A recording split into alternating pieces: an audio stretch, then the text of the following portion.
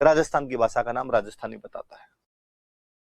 न केवल ये भाषा की एंटिक्विटी दिखाती है, बल्कि भाषा की कंटिन्यूटी भी दिखाती है कि न केवल हमारी भाषा प्राचीन है, बल्कि वह निरंतर है। 8वीं शताब्दी से लेकर 20वीं शताब्दी तक निरंतर उसका अवशेष हमें प्राप्त होते हैं, उसके एविडेंस हमें प्राप्त होते हैं कि हमारी भाषा रही है।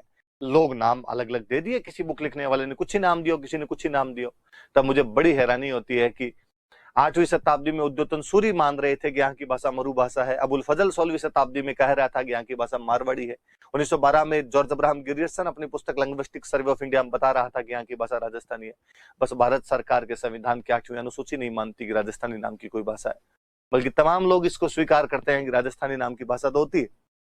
इस बात पर मुझे और बड़ा आश्चर्य होता है कि नेपाल के संविधान के अंदर राजस्थानी को मान्यता मिली भी है। मैं नाम भूल जाता हूं उनका, बाकी हनुमानगढ़ में कस्बा पड़ता है नोहर, वहां के रहने वाले एक कोई सेठ जी है जो नेपाल में इस बार एमपी का चुनाव जीते थे, और उन्होंने नेपाल की संसद के अंदर खड़े होकर जब शपथ ग्रहण की तो उन्होंने कहा कि मैं अपनी मातृभाषा राजस्थानी में शपथ ग्रहण लेना पसंद करूंगा।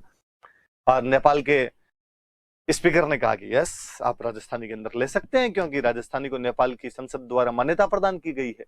और घोर विडंबना की बात देखिए कि राजस्थान के 25 लोकसभा के सांसद और 10 राज्यसभा के सांसद खड़े होकर भारत की संसद के अंदर राजस्थानी के अंदर शपथ ग्रहण नहीं कर सकते हैं। वो तो बहुत दूर की बात है। मुझे तो हैरानी और शर्मिंदगी, आश्चर्य और घोर अचंबा इस बात पर होता है कि 200 एमएलए खड़े होकर भी राजस्थान की विधानसभा के अंदर राजस्थानी भी शपथ नहीं ले पाते हैं। वे लोग जो राजस्थान के लोगों द्वारा, उन लोगों द्वारा जो राजस्थानी बोलते हैं, उनके वोटों द्वारा चुनकर आते हैं, अपनी भाषा में खड़े होकर वहां पर शपथ नहीं ले सकते।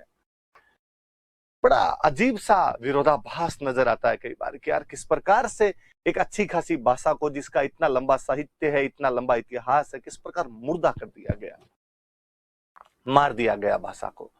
मुझे कई बार लगता है क्या ही किया जा सकता है। पिछले 10 साल से तो मैं जब से समझ पकड़ा हूं, हमेशा इस बात के रट लगाते हुए देखते हैं, लोगों से मैं सुनता हूं कि इस बार मान्यता मिल जाएगी, इस बार फलान जी इसके लिए प्रयास कर रहे, इस बार फलान जी इसके लिए प्रयास कर रहे हैं, पर सफलताएं दूर की कूड़ी नजर आती है।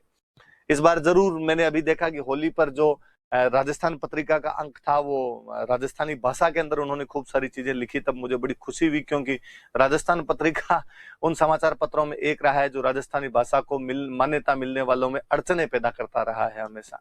उस पत्रिका का नाम राजस्थान पत्रिका रहा, परंतु उन्होंने हमेशा इस बात का विरोध ही किया कि राजस्थानी को मान्यता मिल जानी चाहिए।